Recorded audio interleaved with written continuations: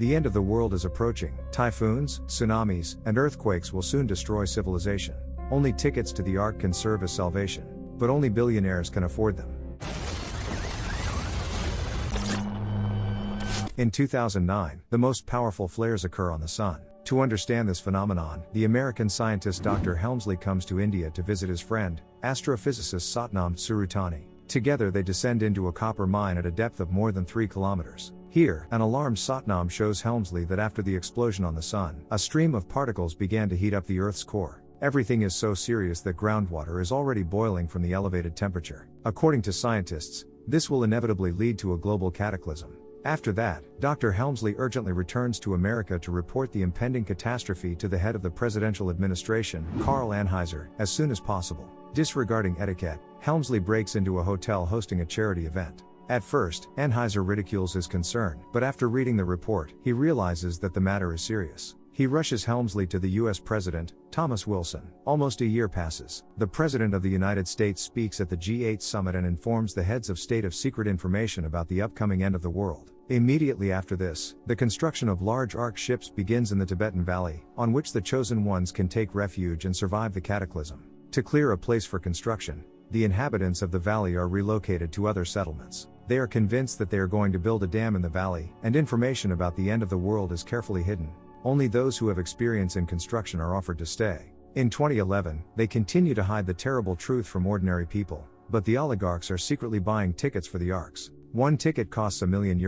In 2012, the day before the global catastrophe, a Los Angeles-based science fiction writer named Jackson Curtis is unaware of the impending disaster. He rushes to his ex-wife to pick up the kids for the weekend and take them to Yellowstone Park. Meanwhile, a small earthquake occurs in the city, and a crack appears in the pavement. But people continue to perceive what is happening with humor and carelessness. Jackson devotes too much time to writing and barely communicates with his children. Therefore, they are getting closer and closer to their mother's new boyfriend, plastic surgeon Gordon. Jackson understands that going to Yellowstone with the kids is a chance to bond with them. On the morning of the same day, Dr. Helmsley and Anheuser visit the president to talk about the disappointing geological situation in California. Helmsley believes that the Earth's core is warming up too quickly, contrary to his calculations. Perhaps the evacuation would have to begin much sooner than he predicted.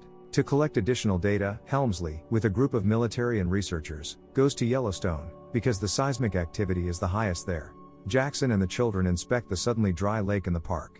At this moment, they are noticed by the military and taken away from the dangerous place to a military base. Here, Dr. Helmsley meets Jackson and the children. He lies that he is leading an ordinary geological expedition, and nothing terrible is happening. During the conversation, Helmsley recognizes Jackson as a science fiction writer, and admires his work. After that, Jackson and the children go to the tent city as if nothing had happened, and Helmsley contacts Satnam, the Indian astrophysicist. Satnam's data indicate that the process of destabilization of the Earth's crust has begun around the world. This means that the evacuation of people to the Arks must begin immediately. Helmsley promises that a plane will come for Satnam and his family soon. Jackson's children are bored in the tent city. The man fails to find a way to connect to them. The kids go to bed, and Jackson spots a crazy radio host named Charlie broadcasting from his van. He speaks of the approaching end of the world. Charlie fills Jackson in on his seemingly crazy idea that the government is hiding the truth from the people. Only a select few will survive, and anyone who has recently guessed about a covert operation was exterminated by the authorities. Charlie even has a map showing the location of the Arks. But Jackson does not believe in his nonsense and returns to his tent. The next day, the quakes intensify and Jackson's ex-wife, Kate, requests that the children be brought home urgently. Meanwhile, Anheuser informs the President of the United States that only 4 Arks have been built so far, which means that it will not be possible to save a sufficient number of people. Helmsley addresses the heads of all states with a report on the deteriorating situation. The President of the United States announces an immediate evacuation to the ships. Jackson gives the children to his wife and hurries to work. He works as a driver for the Russian oligarch Yuri Karpov. Karpov has tickets for the Ark, so he receives an evacuation text and asks Jackson to urgently bring his twin sons to the airport. One of the boys lets slip about the big ships they are going to survive the disaster on. Jackson immediately remembers the words of Crazy Charlie and begins to believe in the end of the world. He immediately rents a plane from the airport and rushes off to pick up his family. At first, Kate does not believe him, but after another earthquake, the family, along with Gordon, quickly jump into Jackson's car. Los Angeles is completely destroyed right before their eyes, houses are collapsing, and entire blocks go underground. The family only miraculously manages to get to the airport. Here they discover that the pilot of the rented plane is dead. Luckily, Gordon has recently taken some flying lessons and will be able to fly the plane. Together they manage to get the plane airborne at the last moment. The unimaginable is happening to the city. It is unlikely that anyone will be able to survive under these rubble. Soon, not only Los Angeles, but also other cities on the coast go underwater. Jackson assures the family that they need to fly to Yellowstone to get a map from Charlie with the location of the Arks. The plane with the Jackson family lands at Yellowstone for refueling.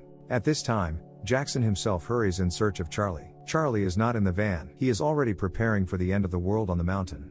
Jackson asks the madman where the map is and hurries back to the plane. Charlie refuses to evacuate. He continues to broadcast against the backdrop of a huge erupting volcano. At Yellowstone, a real doomsday begins, during which Jackson drives at full speed to the plane. Gordon is already preparing to take off, because it is no longer possible to stay there. Finally, Jackson finds the map, gets out of the van and at the last moment jumps into the plane taking off. Miraculously, Gordon manages to get the plane away from the huge explosions. Jackson examines the map and reports that the Arks are in China. They need a bigger plane to fly there. Meanwhile, Helmsley calls his father and warns him of the impending disaster, even though it's forbidden. The father is brave, asks not to worry about him and touchingly says goodbye to his son. Anheuser hides the truth even from his mother and decides that she would still refuse to evacuate. Massive destruction is taking place all over the world. Thousands of people, distraught with grief, gather to indulge together in prayer, complete hopelessness. Looking at it all, Helmsley considers it unacceptable to continue to hide the truth from people. But Anheuser is categorically against loud statements until the chosen ones are on board the Arks. Anheuser insists on the immediate evacuation of the president, but he retreats to the chapel and refuses to speak to anyone but Helmsley. Men talk heart to heart. President Wilson believes that he has not done enough to save people and decides to refuse the evacuation in order to share the fate of his people. Helmsley boards the plane and reports that the president has refused to leave. Then Anheuser takes command. There is a fight between the men. Helmsley is perplexed by the high-handedness and rigidity of the other man, who in turn believes that excessive sentimentality will interfere with saving humanity. The president's daughter, Laura Wilson, also takes her seat on the plane. She bitterly says goodbye to her father and accepts his decision to stay. Soon President Wilson is addressing the nation. Contrary to Anheuser's assumptions, this does not contribute to the start of riots. The plane under the control of Gordon has already arrived at the airport in Las Vegas. But all flights have been cancelled, so it is not clear how to fly to China. The family of the oligarch Karpov was also waiting for their departure here. Jackson knows that Karpov has tickets for the Ark and begs his former employer to take his family with him. At this moment, Karpov's personal pilot named Sasha reports that he has found a working plane and is ready to fly on it. However, the co-pilot is missing. Jackson advises taking Gordon as co-pilot. The company runs towards the huge AN-500 aircraft, which is transporting cars. Despite the controller's ban and the damaged runway, Sasha and Gordon manage to lift the plane into the air. Meanwhile, the Buddhist monk Nima receives a letter from his brother, who works building Arks. He tells the truth about this construction site, says that he figured out a way to get on the Ark without tickets, and asks Nima to bring the whole family to the base. The young monk tells the teacher about this and leaves to pick up his grandparents. The White House is covered with ashes. People are hiding in it. However, each to the last retains a dignified appearance and helps others. President Wilson decides to help a little girl find her dad. The Prime Minister of Italy also remained at home and devotes the remaining time to prayers. But soon a terrible earthquake occurs in the Vatican, which buries millions of people. Continents begin to move rapidly. This causes giant tsunamis around the world. One of them covers Washington. Along with countless people, President Wilson dies there. Dr. Helmsley reports that the base with the Arks will also be underwater in 6 hours. He also notes that the Earth's crust has shifted a lot. The South Pole is now in Wisconsin.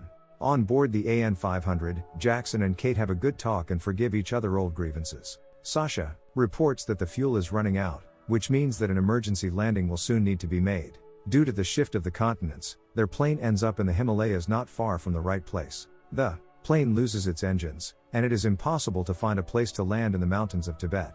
Sasha asks everyone to get into one of the cars and exit the rear cargo area of the low-flying plane. Thus, everyone leaves the board, except for Sasha, who heroically continues to fly the plane. AN-500 lingers on the edge of the abyss, but immediately falls down. Sasha dies. Chinese cargo helicopters fly over the survivors, delivering the animals to the Arks. One of the pilots notices the company and goes down.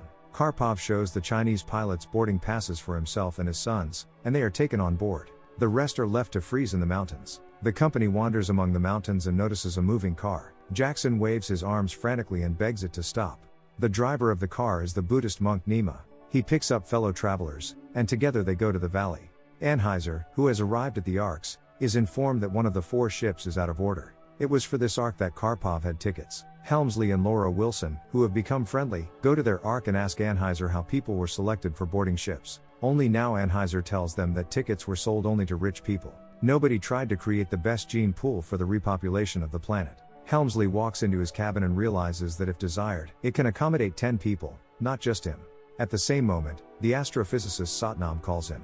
It turns out that the plane did not come for his family. Satnam reports another giant tsunami, says goodbye to his friend, and dies. Helmsley, in a panic, runs to enter new data and reports that half an hour is left before the wave hits the Arks. At the same time, Nima's car pulls up to the gates of the base. His brother Qinjin refuses to take anyone other than his family. Kate begs Nima's grandmother to at least take the children with her. Looking at Qinjin, Grandma sternly insists on taking everyone. The man reluctantly agrees. At the base, the ticket holders for the malfunctioning Ark realize they are being abandoned. Then, under the leadership of Karpov, the distraught crowd rushes to the nearest serviceable Arkansas, the one Helmsley just happens to be on. But the ship's gates are already closed on Anheuser's orders. Qinjin quietly leads the company in a roundabout way inside the ship. On the way, they notice Karpov and his children, who cannot get on the Ark. There is a terrible crush on the landing site next to the Ark.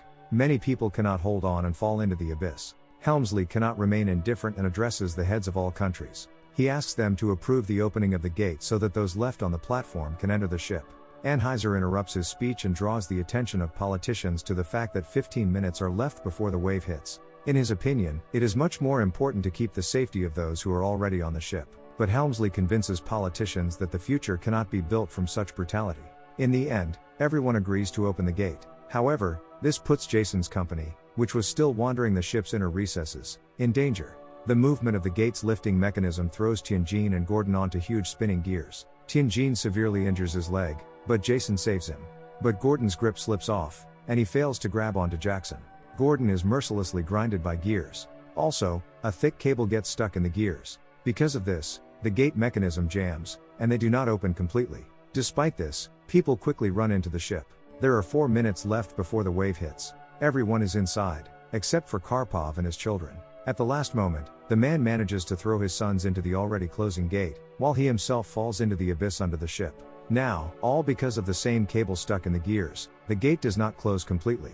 Helmsley notices Jason's children in the compartment next to the lifting mechanism, recognizes them and promises Anheuser to fix everything. Helmsley with the workers runs to Jason's compartment. 1 minute remains before the wave hits, and the gates are still half open. A huge wave approaches the Arks and sweeps away all life in its path. Water gets inside the ship, and the security system blocks some compartments. In particular, the one where Jackson's company is located. Now it is flooded with water. The Ark loses its supports, and the engine cannot be started while the gates are open. The ship bobs uncontrollably through the huge waves. The wave carries it straight to Everest. If the engine cannot be started, collision and destruction of the Ark cannot be avoided. Helmsley is unable to get to Jackson, but communicates with him through the communication between the compartments. He explains how to unlock the lift mechanism and why it is important to do so immediately. Jackson understands that the descent into the desired compartment, completely flooded with water, is suicide. But he decides to act. The man is quietly followed by his son. Jackson instructs his son to illuminate his way with a flashlight, while he himself begins to pull out the cable. With the help of his son, he succeeds. The gate finally closes and the engine starts. However, the ship is moving up the mountain at too high a speed. Almost no one believes that the engine will be able to move the Ark away from the collision. Huge boulders roll down the mountain, which can break the ship. But at the last moment, the Ark backs up and moves away from the collision. Jackson emerges from the lift bay and is given a hero's welcome. The man is reunited with his family. On the 27th day after the flood, the water recedes, and the satellites send back pictures of the Earth's surface. Now the mountains in southern Africa have become the pinnacle of the world. Ships with survivors go there. The gates of the Ark open and people come out on deck to admire the new world.